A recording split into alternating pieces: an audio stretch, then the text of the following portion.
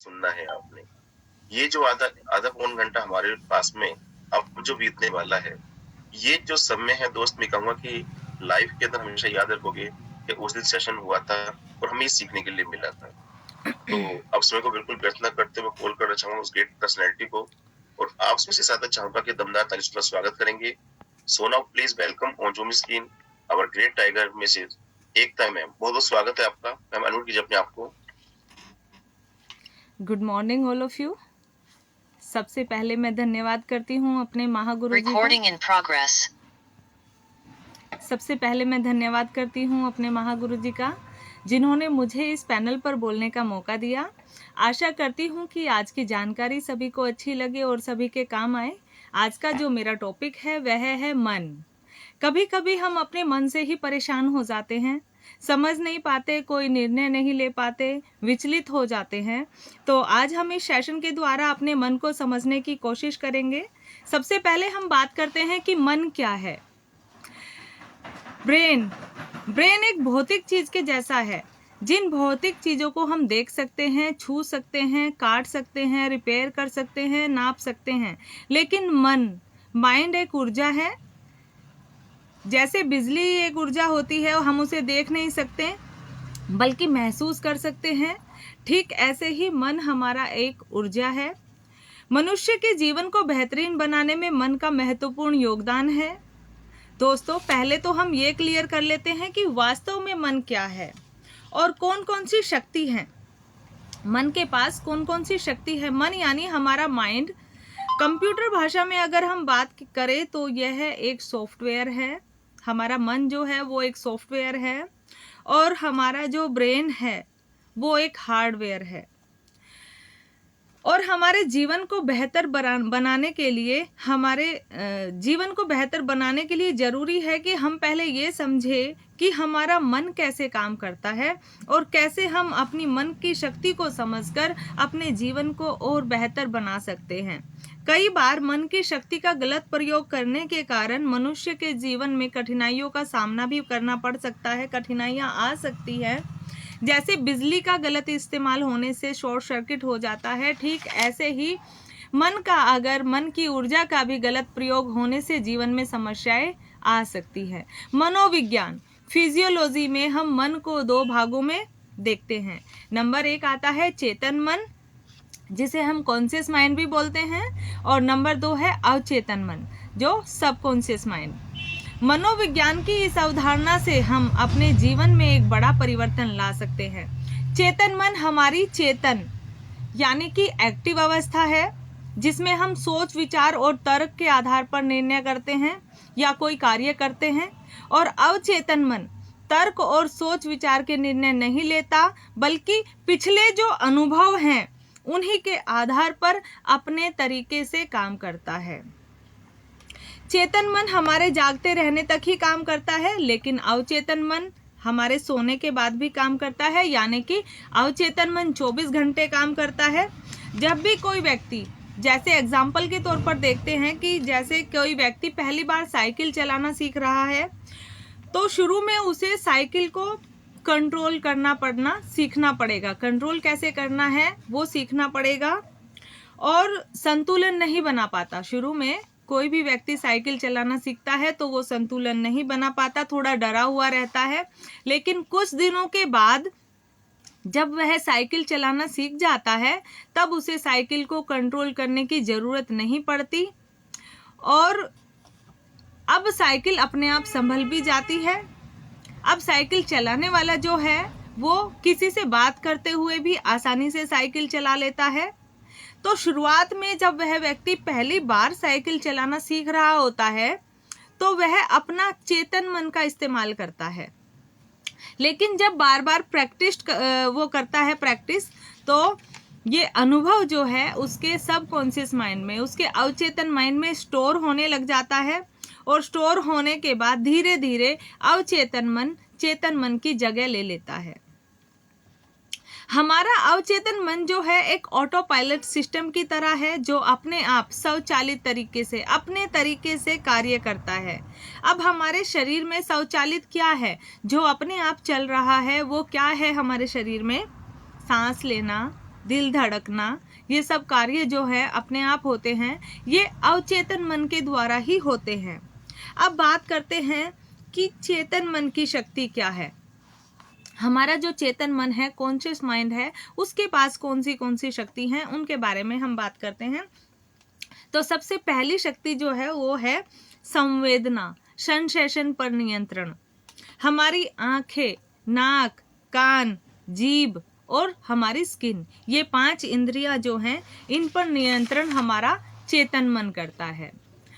Number 2 आता है हलचल, मूवमेंट। चेतन मन को हम ऑर्डर देते हैं और हम अपनी इच्छा अनुसार अपने हाथ पैर जो है इन्हें इधर से उधर मूवमेंट कर सकते हैं। ये जो हलचल का काम है, ये चेतन मन का कार्य है। नंबर 3 विचार, थॉट्स, विचार करना, ये चेतन मन का काम है। जब हम सुबह उठते हैं तब से रात को सोने तक विचार आते रहते हैं और सोने के बाद विचार नहीं आते, क्योंकि चेतन मन नींद में काम नहीं करता, वो सिर्फ जागते हुए काम करता है। इसलिए हमारे विचार जो हैं, जब तक हम जागते रहते हैं तब तक ही चलते हैं। नंबर 4 तर्क करना, लॉजिक, कोई भी कार्य के बारे में सवाल करना, जैसे कि कब, क्या, कैसे और क्यों, ये सब तर्क चेतन मन करता है। पृथक्करण करना, एनालाइज, किसी भी चीज को एनालाइज चेतन मन के द्वारा ही हम कर सकते हैं। नंबर 6 अर्थघटन, स्पष्टीकरण, चेतन मन ही किसी चीज का स्पष्टीकरण करता है। नंबर 7 है चेतन मन से ही सही अपॉर्चुनिटी का पता चलता है। नंबर 8 है सही और गलत की परख, चेतन मन ही करता है। और नंबर 9 है निर्णय लेना, सही गलत जानने के बाद निर्णय जो है वो चेतन मन लेता है। और नंबर 10 है अमल करना, एक्शन, एक्शन हम चेतन मन से ही लेते हैं। और नंबर 11 आता है पसंद नापसंद, मतलब हमारा सिलेक्शन, किसी भी चीज का सिलेक्शन हम चेतन मन से ही करते हैं। और नंबर 12 आता है, नंबर 12 इच्छाएं, डिजायर, किसी भी चीज की इच्छा जगाना चेतन मन का ही कार्य है। और नंबर 13 आता है अवचेतन मन के द्वार पर पहरेदारी करना, कोई भी गलत विचार या गलत बात हमारे अवचेतन मन में ना जाए, इसलिए चेतन मन उसकी पहरेदारी करता है, खराब और नेगेटिव विचारों को अवचेतन मन में जाने से रोकता है। दोस्तों, ये तो हो गए चेतन मन के काम। अब हम अवचेतन मन के बारे में जानते हैं कि हमारा जो सबकॉन्शियस माइंड है वो क्या क्या करता है। तो नंबर 1 आता है हलचल और संवेदना। जब तक हम जागते हैं तब तक तो चेतन मन ये सब काम करता है, लेकिन सोने के बाद भी हम करवट लेते हैं, सांस लेते हैं, तो उस टाइम अवचेतन मन जो है वो चेतन मन की जगह पर ये सब काम करता है। रिफ्लेक्सिस, अचानक से होने वाले काम, अचानक से हमारा हाथ किसी गर्म चीज से टच हो गया तो हमें फील हुआ गर्म है, तो हमने अचानक से हाथ हटाया, हमने सांप को देख लिया, हम डर गए तो हम वहां से भाग खड़े हुए। और कभी कभी अचानक से ठोकर लगने जैसा हो जाता है और हम गिरते गिरते संभल जाते हैं। तो ये जो अचानक से होने वाले काम हैं ये अवचेतन मन द्वारा होते हैं। नंबर 3 आता है दूर संवेदना, टेलीपैथी। ईश्वर ने हमारे मन मस्तिष्क में, मन और मस्तिष्क यहाँ दोनों का यूज हो रहा है, मन मस्तिष्क में एक ट्रांसमीटर और एक रिसीवर फिट किया हुआ है जो इतना शक्तिशाली है कि पूरे ब्रह्मांड में इतनी शक्तिशाली मशीन आज तक किसी ने नहीं बनाई है। लेकिन हम इस ट्रांसमीटर और रिसीवर को चलाना नहीं जानते, इसी का उपयोग करके हम दूसरे लोगों की बातों को जान सकते हैं। इसलिए टेलीपैथी हमें पता होनी चाहिए, टेलीपैथी कैसे होती है। और नंबर 4 आता है याद शक्ति। याद शक्ति के 3 स्टेप होते हैं, रजिस्टर, स्टोरेज और रिकॉलिंग। अब रजिस्टर और रिकॉलिंग चेतन मन करता है, जबकि स्टोरेज जो है वो अवचेतन मन से जुड़ा हुआ है। कोई भी बात अगर स्टोर हो जाती है अच्छे से तो हमेशा याद रहती है। तो अगर स्टोरेज अच्छे से हो जाए तो रिकॉल करने में आसानी हो जाती है। नंबर 5 आता है अंतरात्मा की आवाज। जब भी हम कोई गलत काम करने जा रहे होते हैं तो हमारे अंतर मन से एक आवाज आती है, ये काम गलत है, मत कर। भगवान ने इंसान को गलत काम करने से रोकने के लिए एक उसके भीतर एक रडार सेट किया हुआ है जो अवचेतन मन के नियंत्रण में है। नंबर 6 त्रिकाल ज्ञान। हमारे अवचेतन मन में पास्ट, प्रेजेंट, फ्यूचर कुछ नहीं छिपा हुआ है। यह भविष्य की घटनाओं को भांप लेता है और कभी कभार इसका आभास भी करा देता है। कभी कभी हमें फील हो जाता है कि आगे ये होने वाला है और वही हो जाता है। जैसे संजय ने महाभारत की भविष्यवाणी इसी के आधार पर की थी। त्रिकाल ज्ञान, उन्हें त्रिकाल का ज्ञान था। नंबर 7, EQ, इमोशनल कोसेंट, भावना का गुणांक। उच्च IQ ही सफलता का मानक नहीं है, बल्कि EQ व्यक्ति को सफल बनाता है। उसके अंदर अच्छी भावनाएं होनी बहुत ज्यादा जरूरी है। अच्छा व्यक्ति, पढ़ा लिखा व्यक्ति भी कभी कभी कम EQ के कारण बड़ी संस्था को बड़ी से बड़ी हानि पहुंचा देता है। जैसे अभिनेत्री दिव्या भारती, हिटलर, गुरुदत्त, इन सब का IQ बहुत उच्च था, लेकिन इनका EQ लेवल है वो बहुत कम था, तो इन सब ने आत्महत्या की थी, सुसाइड किया था इन सब ने। अब EQ कैसे बढ़ेगा? अब EQ बढ़ाने के लिए हमें अपनी पॉजिटिव भावनाओं को बढ़ाना होगा, सकारात्मक भावनाओं को बढ़ाना होगा। अब भावनाएं हमारे अंदर दो प्रकार की होती है, एक नेगेटिव भावना होती है, एक पॉजिटिव भावना होती है। तो अब प्रेम, दया, क्षमा, कृतज्ञता, प्रफुल्लता, फेथ, टॉलरेंस और करुणा, ये सब क्या है? सकारात्मक भावनाएं हैं। और डर, क्रोध, घृणा, ईर्ष्या, सैडिज्म, चिंता, निर्दयता, ये सब क्या है? नेगेटिव एनर्जी है। तो हमें जो है अपने अंदर पॉजिटिविटी को बढ़ाना होगा, तभी हमारा EQ लेवल है वो बढ़ेगा। नंबर 8, आयोजन करना। ज्यादातर प्लानिंग हम चेतन मन से करते हैं, इसको ह्यूमन प्लानिंग बोलते हैं, जिसमें हम अक्सर फेल हो जाते हैं और तब हम कहते हैं मैन प्रपोजेस बट गॉड डिसप्रपोजेस। भगवान का तो कुछ बिगड़ा नहीं, बिगाड़ सकते हैं, बिगाड़ नहीं सकते भगवान का तो कुछ, बिगाड़ सकते तो अपना ही बिगाड़ सकते हैं। किंतु जब हम अर्ध जागृत मन से प्लानिंग करते हैं तो यह डिवाइन प्लानिंग होती है, जो हर हाल में पूरी होती है। उन लोगों के लक्ष्य हमेशा पूरे होते हैं जो अर्ध जागृत मन द्वारा प्लान्ड होते हैं। अवसर खड़े करना, नंबर 9 है अवसर खड़े करना। हमारा मन हमारे लिए अवसर क्रिएट करता है। नंबर 10 है विजडम, सही समय पर सही निर्णय लेना। अवचेतन मन की विशेषता है कि जब भी आप किसी गफलत में पड़ने वाले हो, निर्णय आप अवचेतन मन पर छोड़ दें, यह आपके विश्वास के अनुरूप ही सबसे उत्तम रिजल्ट लेकर आएगा। नंबर 11 है मेंटल क्लॉक। दोस्तों, हमारे अवचेतन मन के पास एक नैसर्गिक घड़ी है जो कभी बंद नहीं होती, जो हमें सही समय पर उठा देती है। अगर हम अपने अवचेतन मन को कमांड दें कि मुझे उस समय पर उठना है, तो मन बिना किसी देरी के उठा देता है। कभी कभी हमने देखा होगा कि अगर हम ध्यान से अपने माइंड को बोले कि हाँ सुबह इतने बजे जागना है, और वो अगर सबकॉन्शियस माइंड तक पहुंच जाती है वो बात, तो हम ऑटोमेटिकली सुबह उठ जाते हैं। नंबर 12 है मेंटल कैलेंडर। मित्रों, जब भी हमें जो भी पाना है, हमारा जो भी लक्ष्य है, उसकी एक निर्धारित समय सीमा जरूर लिखिए, तभी अवचेतन मन उस पर सही से कार्य कर पाएगा। आपको कोई भी गोल किस वर्ष प्राप्त करना है, सबका लिखित लेखा जोखा होना बहुत जरूरी है। नंबर 13 आता है हीलिंग पावर। मैंने एक ऐसे व्यक्ति के बारे में सुना है जिसने लगातार सोच सोचकर अपने शरीर में कैंसर उत्पन्न कर लिया था, और कैंसर इतना भयानक था कि मुंबई के टाटा हॉस्पिटल के डॉक्टरों ने उसको जवाब दे दिया। उसके बाद उसको लुइस हे एक राइटर है, उनकी बुक मिली you can heal your life. वो बुक उसने पढ़ी और उसने अपने एहसास, उसका पूरा प्रोसेस को समझा और अपने एहसास और अपनी भावनाओं को बदला, और 2 महीने में उसका कैंसर जड़ से खत्म हो गया था। और डॉक्टर भी हैरान हो गए थे ये सब देखकर कि अचानक से कैंसर चला कहाँ गया। तो दुनिया की सबसे शक्तिशाली हीलिंग पावर जो है वो हमारे अवचेतन मन के पास है। यह कोई बीमारी उत्पन्न भी कर सकता है और प्रोसेस को रिवर्स करके ठीक भी कर सकता है। नंबर 14 आता है इच्छा मृत्यु। अपनी इच्छा मृत्यु हम खुद चुन सकते हैं, कहाँ मरना है, कब मरना है, किस स्थिति में मरना है। महाभारत में भीष्म पितामह इस अवचेतन मन की शक्ति को यूज करना बखूबी जानते थे। तभी उन्होंने अपनी इच्छा मृत्यु ली थी। नंबर 15 आता है आध्यात्मिकता, स्पिरिचुअलिटी। मन वचन कर्म की एक रूपता जो औरों को खुश करे वही आध्यात्मिकता है। नंबर 16 आता है चुंबकीय शक्ति, अट्रैक्शन। हम सभी एक चुंबक हैं, ध्यान से सुनना इसको।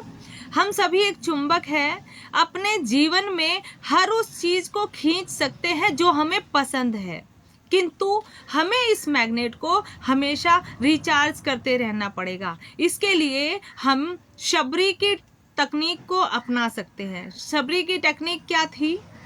जैसे शबरी राम राम राम राम बोलती चली गई, राम जी को आना ही पड़ा। तो ठीक ऐसे ही हमें टीम चाहिए, तो हमें टीम टीम टीम टीम पर बोलते जाना है। हमें पैसा चाहिए तो हमें पैसा पैसा पैसा बोलना है। हमें पावर चाहिए तो हमें पावर पावर पावर अनथक बोलते जाना है, बिना थके बोलते जाना है, बोलते जाना है।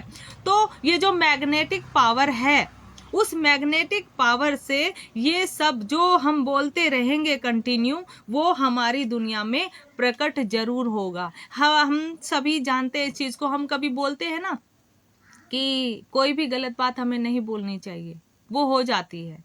तो अगर हम पॉजिटिव बातें भी बोलेंगे तो वो भी जरूर होगी। नंबर 17 आता है पेन कंट्रोल, शरीर के किसी भी अंग के दर्द को काबू में करना हमारे अवचेतन मन के पास है। नंबर 18 आता है निजी भगवान। दोस्तों, हर धर्म में भगवान से हम क्या चाहते हैं? प्रेरणा, ऊर्जा और मार्गदर्शन। यह सब अवचेतन मन हमें देता है, इसलिए हम इसे हर एक व्यक्ति का निजी भगवान भी कहते हैं। नंबर 19 आता है अपार सर्जन शक्ति। दोस्तों, ताजमहल, एफिल टावर, रिलायंस, ये सब अपार सर्जन शक्ति के उदाहरण हैं। हम सभी अवचेतन मन का इस्तेमाल कर अपनी मनपसंद सृष्टि का निर्माण कर सकते हैं। अब ये तो अब देखते हैं हम जो है 20 नंबर कि सारे विश्व के ऊपर असर। ये तो पर्सनल हो गए सबके। अब सारे विश्व के ऊपर अवचेतन मन का क्या असर था, उसके बारे में हम बात करते हैं। जब तानसेन ने दीपक राग गाया तो आग भड़क उठी। ताना रेरे ने राग मल्हार गाया तो बारिश होने लगी। सीता माता की एक कमांड से धरती फट गई और सिर्फ राम राम कहने से, राम राम लिखने से पत्थर तैरने लगे। ये कौन सा विज्ञान इन सब की व्याख्या करता है? यह सब अवचेतन मन की शक्तियां हैं। श्री श्री रविशंकर जब बेंगलोर में अंतरराष्ट्रीय आश्रम में होते हैं, तब उनकी ध्यान साधना से बादल आते हैं और बरसते हैं। हम कभी भी आश्रम में जाकर यह सब देख सकते हैं। वहां के सांप, बिच्छुओं, हिंसक जानवरों में से हिंसा खत्म हो गई है। हिंसा नहीं है वहां पर, वहां हमेशा हरियाली रहती है। यह श्री श्री रविशंकर महाराज के अवचेतन मन की शक्तियों का एक छोटा सा नमूना मात्र है। नंबर 21 आता है control over every part of body. Control over every part of body. महान महर्षि योगी जिन्होंने श्री श्री रविशंकर और डॉक्टर दीपक चोपड़ा को मेडिटेशन सिखाया था, जब वह महर्षि योगी खुद योग साधना में होते थे, ध्यान में होते थे, तो वो हवा में ऊपर उठ जाते थे। इसको योजिक फ्लाइंग कहते हैं। हमारा अवचेतन मन बड़ा शक्तिशाली है। इसका हमारे शरीर के हर भाग पर पूरा काबू होता है।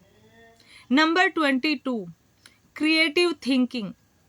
एक होती है ऑर्डिनरी थिंकिंग जो चेतन मन से हम करते हैं, और नंबर 2 होती है क्रिएटिव थिंकिंग, ये हम अवचेतन मन से करते हैं।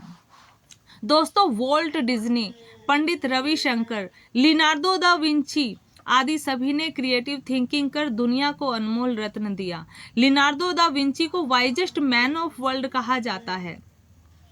नंबर 23 स्वास्थ्य। जब भी हमसे कोई पूछता है कैसे हो, तो हम क्या कहते हैं? फाइन। यह कहने का तात्पर्य है कि हम अपने अवचेतन मन को कह रहे हैं कि सब ठीक है, कुछ करने की जरूरत नहीं है।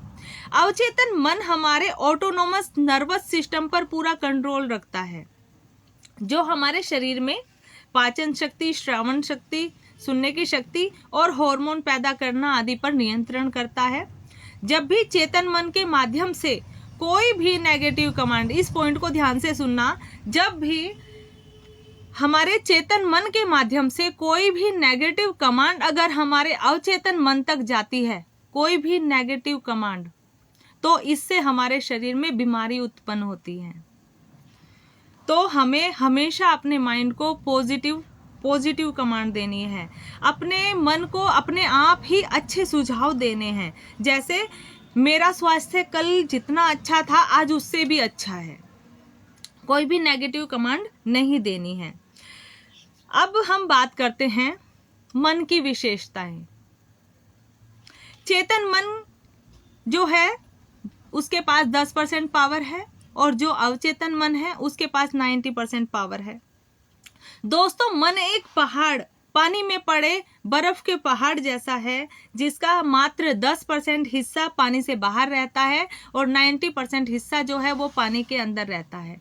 ठीक उसी तरह हमारा चेतन मन हमको दिखाई देता है और अवचेतन मन पानी में डूबे हुए पहाड़ की जैसा है, जो हमें दिखाई नहीं देता लेकिन वास्तव में होता है। चेतन मन जब हम जागृत होते हैं तभी काम करता है, लेकिन अवचेतन मन 24 घंटे काम करता है। कोई भी काम करने का आदेश पहले चेतन मन के पास जाता है, उसके बाद वो अवचेतन मन के पास पहुंचता है। इस तरह चेतन मन एक फिल्टर के जैसे काम करता है, जो मिले हुए आदेश में से अच्छे बुरे का फर्क करके फिर अवचेतन मन के पास भेजता है। कोई भी लक्ष्य तय करने में चेतन मन का इस्तेमाल होता है और अवचेतन मन उस लक्ष्य को पूरा करता है। हमारा अवचेतन मन ही हमारी आत्मा है। जब कोई इंसान की आत्मा शरीर छोड़कर जाती है तब बोलते हैं कि उसकी मौत हो गई। वास्तव में जब अवचेतन मन काम करना बंद कर देता है तब ऐसा होता है, तब हमारे शरीर की जो सारी क्रियाएं हैं जो अवचेतन मन कर रहा है वो सारी क्रियाएं बंद हो जाती है। तब बोलते हैं इंसान की मौत हो गई, ऐसा कहते हैं। दोस्तों, हमारा अवचेतन मन ही हमारी आत्मा है और सभी का अवचेतन मन एक अलौकिक शक्ति के साथ जुड़ा होता है जिसे हम परमात्मा कहते हैं। अब जैसे कोई इंसान कोमा में चला गया तो उसके ब्रेन ने तो काम करना बंद कर दिया, लेकिन जो उसका अवचेतन मन है वो काम कर रहा है, वो एक्टिव है, तो वो कितना भी टाइम कोमा में रह सकता है। जब तक वो क्रियाएं चल रही है वो कोमा में है, और जिस दिन वो क्रियाएं बंद हो जाएंगी उस दिन वो डेड हो जाएगा। तो हमारा अवचेतन मन ही हमारी आत्मा है। नंबर 8 आता है मन का स्थान। बहुत सारे लोग ये सोचते रहते हैं कि मन हमारे शरीर में कहाँ पर है। ये जो कॉन्शियस माइंड है इसका तो स्थान है, दिमाग जो है वो तो हमारे सर के अंदर रहता है, उसका तो सबको पता है। लेकिन ये जो सब कॉन्शियस माइंड है, बहुत लोग कहते हैं यहाँ होता है, यहाँ होता है, लेकिन वो कहाँ पर है? ये जो हमारा ब्रेन है वो हमारे सिर के अंदर होता है, और हमारा अवचेतन मन पेट के जठर के पीछे चेत तंत्रा की जाली में होता है। इसे हम पेट का मगज, नाभि चक्र, सूर्य चक्र इन नामों से जानते हैं। मन के विविध नाम। अब हम चेतन मन को किन किन नामों से जानते हैं? तार्किक मन, लॉजिकल माइंड, पृथक्करण मन, analyse mind, left brain, outer mind, जागृत मन, कॉन्शियस माइंड। ये हो गए हैं चेतन मन के नाम। अब अवचेतन मन को किस किस नाम से जानते हैं? Illogical mind, creative mind, right brain, अंतर मन, अज्ञात मन और अर्ध जागृत मन, सब कॉन्शियस माइंड। अब मन की अवस्थाएं, मन की कितनी अवस्थाएं होती हैं? मन की 4 अवस्थाएं होती हैं। नंबर पहली आती है बीटा अवस्था,